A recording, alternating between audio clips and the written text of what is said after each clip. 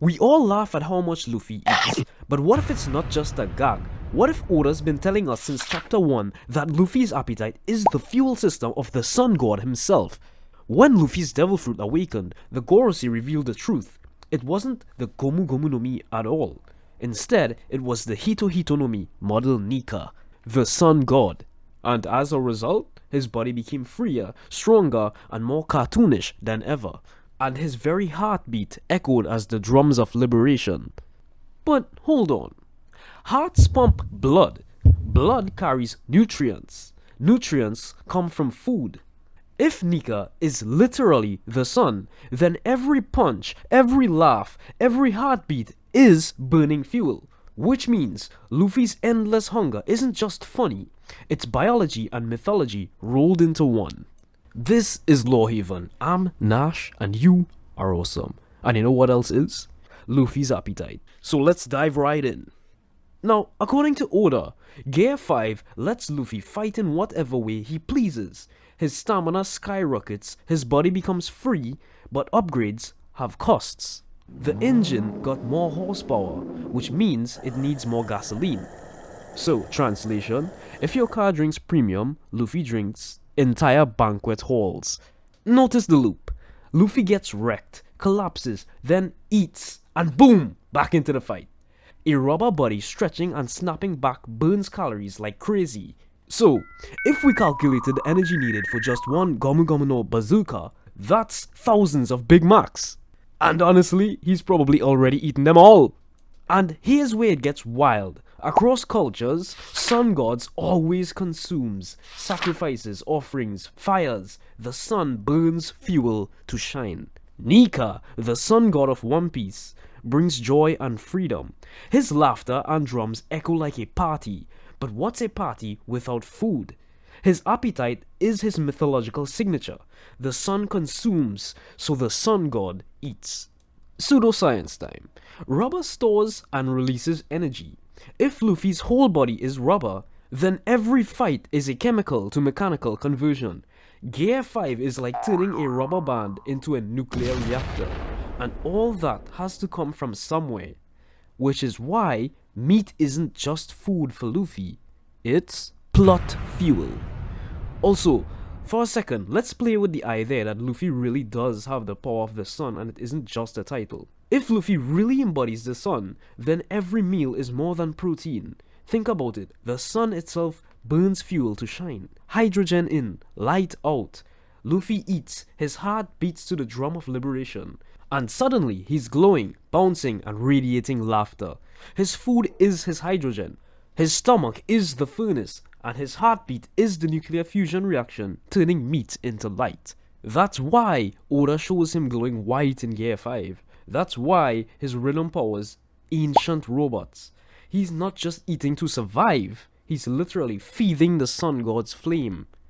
But, hold on, it's not just about biology.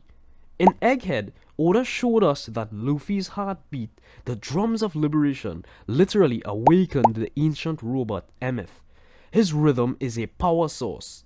Now, put that next to the mother flame, Vegapunk's artificial sun, a flame powerful enough to fuel ancient weapons. So, we have one industrialized mechanical sun, and on the other hand, one natural living sun, Nika.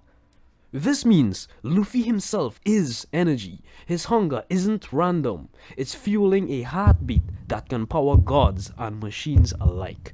Now let's take a trip back to Wano. Remember Kaido's question to Luffy at the end of their clash? Kaido asked Luffy, "What kind of world do you want to create?" And Luffy's answer wasn't glory. It wasn't conquest. It was a world where my friends can eat as much as they want. So, what does this tell us? This tells us that for Luffy, appetite is his ideology. For him, hunger is oppression, and a full belly is freedom. The feast is the world he's fighting for. And now for the big reveal. Oda's been telling us this for 25 years. Food isn't just a gag, it's the heartbeat of the story. Every arc ends with a feast because it's not just celebration, it's fuel. So, in the final war, Don't be surprised if Luffy needs a banquet before the last fight. Sanji's cooking, Bunny's powers, maybe Vegapunk's tech, one final meal before the final dawn, because the Sun God doesn't run on faith alone. He runs on joy and calories. But what if there's an even deeper layer, hidden in Luffy's possible biological ancestry? Lunarians, once called gods who could survive in any environment, have a unique trait. They can burn flames on their backs constantly. A visual match for Gear 5's aura. King was one, and Vegapunk revealed that they were once considered the peak of endurance and adaptability. What fuels that flame exactly? We don't know. But what if the answer is the same as Luffy's?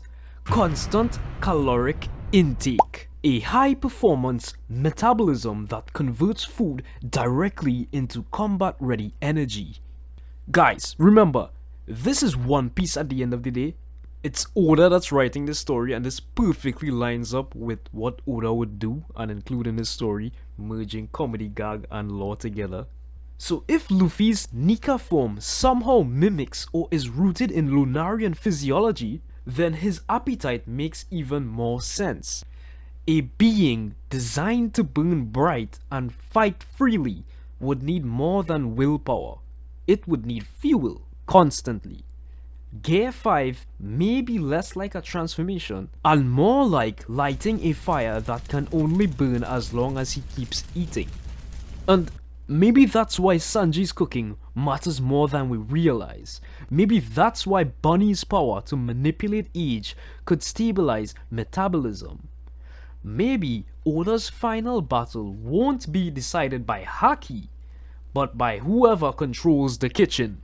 Because in a world where the Sun God walks again, calories might be the most precious treasure of all. But let's go even deeper into the cosmic symbolism of One Piece. If Luffy is the Sun God, then his hunger might also reflect the celestial balance of day and night, sun and moon. We know the Mink tribe transform during the full moon using their Sulong forms. Meanwhile, Blackbeard is often shrouded in darkness. This begs the question, is the will of D actually a dual force? A balance between solar and lunar, joy and despair, feast and famine. Luffy's insatiable appetite could symbolize eternal hunger for light, joy and freedom, while Blackbeard, who seems never to sleep, might represent an eternal void devouring without satisfaction. Luffy consumes to create energy, Teach consumes to hoard power. One gives, one takes. Two sides of the same ancient force divided long ago. The sun rises hungry, the moon rules the night, and when both meet, like tides, they clash. Maybe this is why Oda chose D as their initial. A half moon, a partial eclipse, a lineage split down the middle. A half moon is scientifically defined as when we see half of the moon's surface illuminated by the sun from our perspective on Earth. The sun is directly related to this phenomenon because the sun's light is what illuminates the moon, and the changing angle between the sun, moon, and Earth as the moon orbits our planet is what creates the different moon phases we see, including the half moon. Some days burn to bring warmth, others exist to cast shadow, and Luffy's appetite, it's a metaphorical sunrise. The same way Blackbeard's darkness is a black hole. The final battle won't just be good versus evil, it'll be cosmic hunger versus cosmic void.